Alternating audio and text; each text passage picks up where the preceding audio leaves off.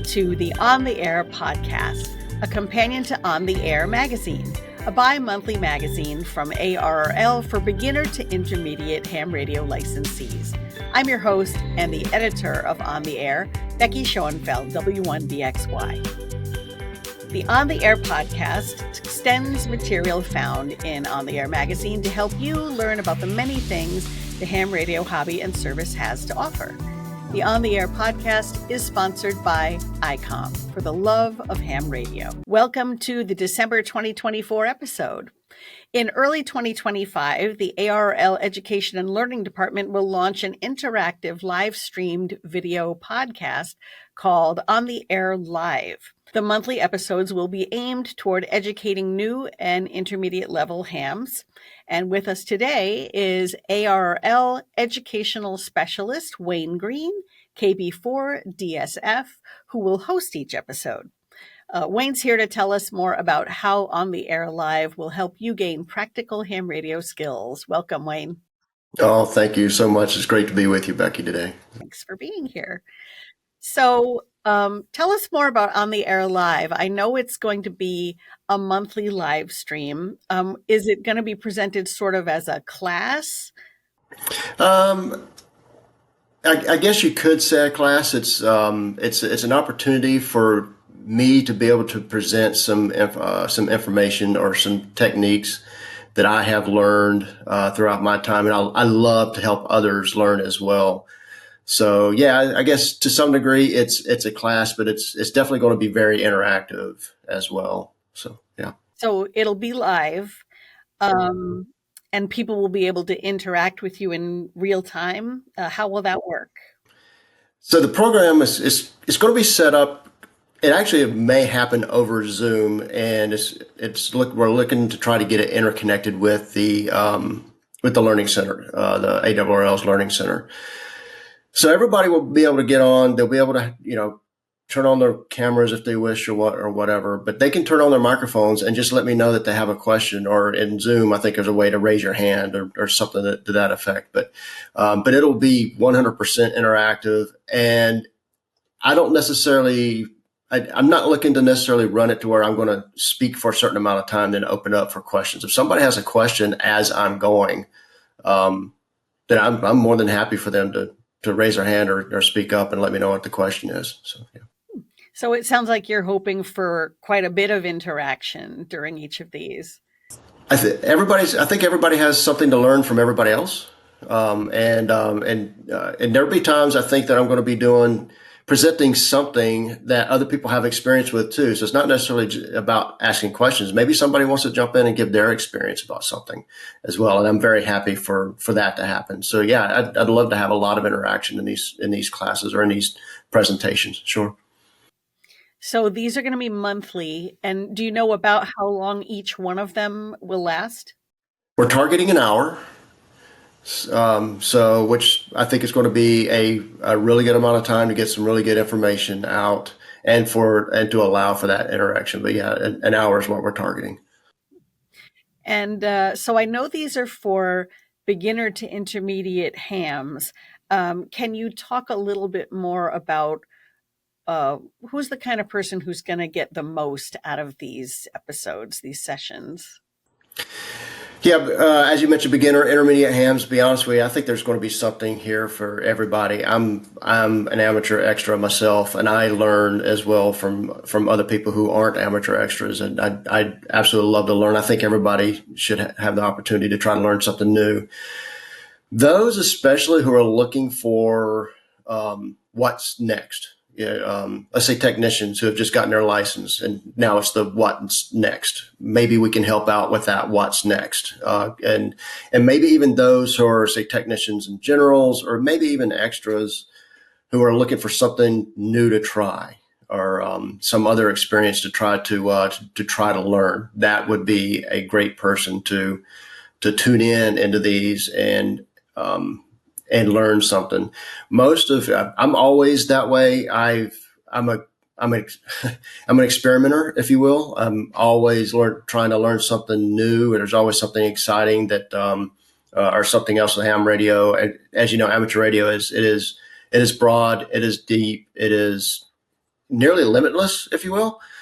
And so there's, if you get stuck in something or get stuck in a rut, maybe there's something else to give a try and, jump on and try to learn something. So that would be someone who would definitely benefit from these live streams, podcasts, and such. Yeah. Great. Yeah, as you said, there is so much in ham radio.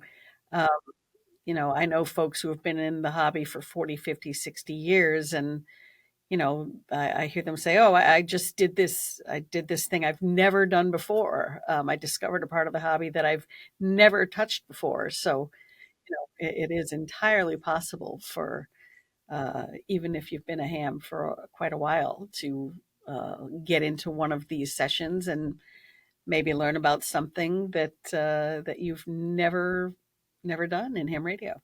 Right. Right. Um, so given that there's so much in ham radio, how will you be choosing topics? Can you clue us into what some of the topics will be? Yeah. So a number of the topics that I've looked at are those that people have asked me questions about. I am a member of our local amateur radio club, and I kind of head up education, if you will, for our amateur radio club as well. I'm constantly getting questions from especially new hams or even the intermediate hams and even the extras. They're asking questions and stuff, and sometimes they're questions that I don't know the answer to, which drives me to go learn what that answer is. So it's those kind of things that I can understand that hams are trying to learn more. So as far as some of the subjects, as you know, we're starting with slow scan television, and we can talk more about that as we go. One of the things I'm looking at now, as far as subjects, is how to actually use your HT. It would sound like that would be maybe not such a great subject, but you know, I helped run a program. I got the idea from another YouTuber, but basically our hams, the members of our club, it was during our field day last year, had to go through certain stages of somewhat of an obstacle course, if you will. It wasn't a real obstacle course, but it really got into how to use your HT, and the rules were that you could not use any of your memory banks or anything like that. Everything had to be programmed from the front panel. And we even had one of our members who really thought that, oh, this is not okay, great, I'll participate. But, I don't know that he really had the idea that he didn't have much to learn. But by the time that was over with, even he understood, wow, there's a lot here that I didn't know. And I'm actually being asked to put on something even more advanced they wanted winter field day, but it's actually going to be the ARRL's field day when I do it again.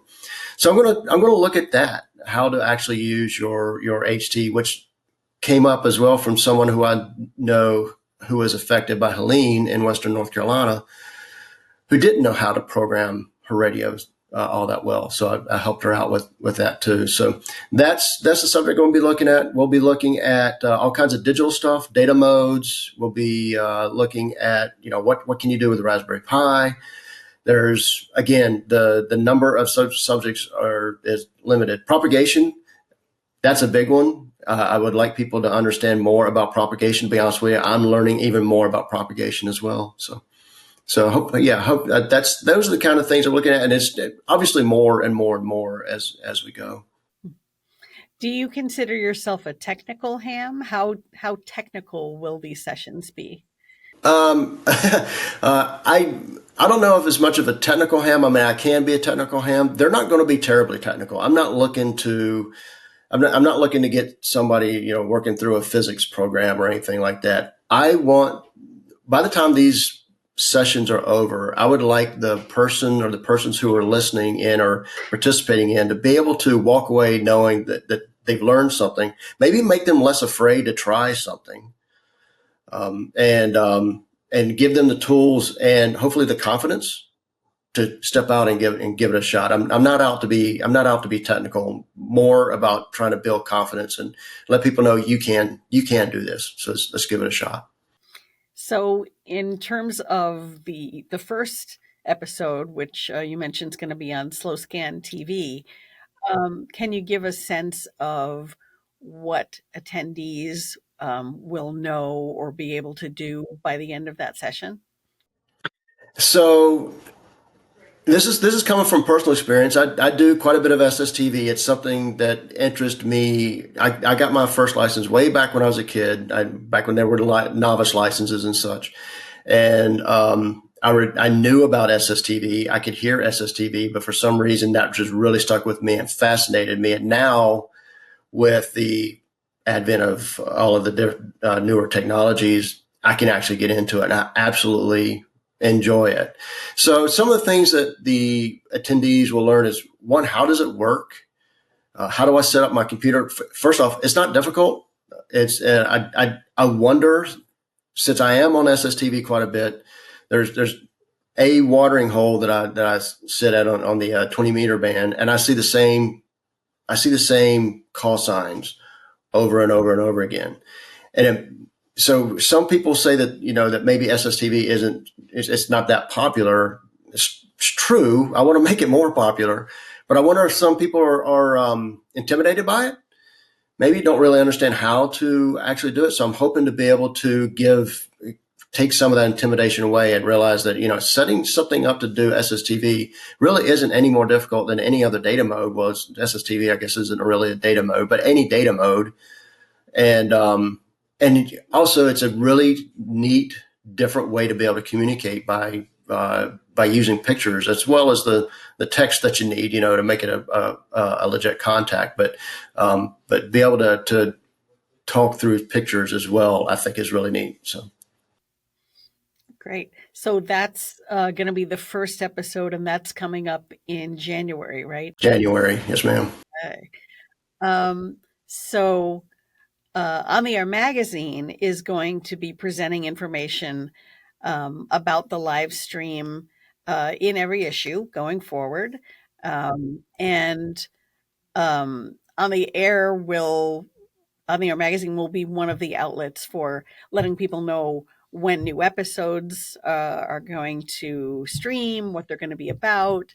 And the magazine will also present supplemental information about the topics that are going to be presented in the episodes. I can tell you as a little sneak preview of what's coming in the February 2025 issue of On the Air. I know we're going to have an article from you, Wayne, that goes along with that Slow Scan TV episode, but we will also have another feature article in that issue that goes into a bit of the nuts and bolts about how Slow Scan works. Again, in the tradition of On the Air, it's not going to be super duper technical. It's just going to be just enough for people to gain an understanding of what it is they're getting themselves into and why they might want to be doing it. And it's going to be a nice counterpoint to the information that we'll have from you in there. So even though we'll be supplementing what you're doing in the live stream with material in the magazine, do you know if there are going to be any other places for folks to find out when episodes are coming out? Do you know if there's going to be anything like an email list or anything like that? The ARRL's newsletter, the email newsletter that comes out, will mention information about the upcoming episodes and what they're going to be about as well. I think the primary method will be the On the Air magazine, but it'll also come out in the ARRL newsletter. So maybe the ARRL letter that comes out every week. Yeah, I don't know what the whole plan is yet. So okay, yeah, it's exciting to have this starting up very soon. So how do people get in on this? Will they have to? Do you have to be a member to go, or is it open to anybody? So you will have to be a member, and then you'll log in through the ARRL's Learning Center in order to get to the live stream. There will be, it's likely good. There's going to be a pre-registration process in order to get in, and we're not looking to exclude those who didn't pre-register. There's only so many spots that's going to be available, and I don't know the number of spots, but there's only going to be a number of spots that are available in order to participate into the live stream. So those who pre-register are in, right? anybody who wants to just show up, if there's spots available, then it'll be a first come, first serve kind of a situation. But yeah, you will have to be a member of the ARRL in order to be able to participate in the live streams. Okay. All right. So, and will the episodes be recorded? Say somebody can't make it to the actual live stream. Will there be a way for folks to watch back what happened after the fact? Yeah, it will be recorded, and people will be able to get into the Learning Center and pull down the video and watch it. They just lose the interactive part, but I get it. Sometimes people just can't make it, and but they'll still get quite a bit of benefit of watching the video after the fact, for sure. Sounds great. Okay. Well, I'm really excited about this starting up, and I'm excited to be able to finally tell folks about it. Is there anything else that you want to tell us about On the Air Live before we close out? I think it's going to be a really good time. This you asked if it was going to be a class, and I guess to some degree it will be. But I want it to be fun. I want it to be interactive. I want people to learn. I hope people learn from me, but I'm also looking to learn from others as well. So and explore topics. And the biggest thing is get people excited about doing stuff with ham radio, and understand it's more than just grabbing your HT and chatting with somebody on a repeater. There's a lot out there, and if I can inspire somebody to try something new, that would be absolutely awesome. So yeah. Great. Well, hopefully you'll get a lot of people joining you starting in January 2025. I hope so too. Yeah. Well, thanks again for being here, Wayne. Thank you, Becky. I appreciate it. This has been awesome. So. Great. So thanks again to Wayne Greene, KB4 DSF, for joining us today. Hope you've enjoyed this episode, and we will be back again in January. But in the meantime, feel free to send comments about On the Air to ota@arrl.org. And you can learn more about ARRL membership at arrl.org. Until next time, I'm Becky Schoenfeld at W1BXY, wishing you a happy holiday season. 73.